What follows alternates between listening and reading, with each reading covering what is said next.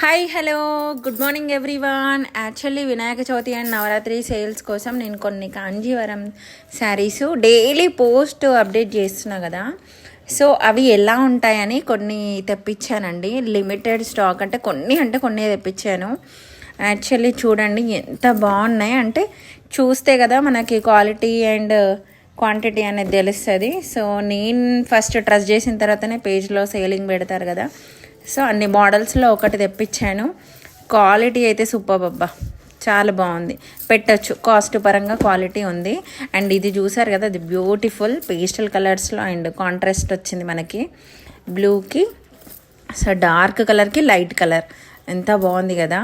And ఇందులో designs colours available.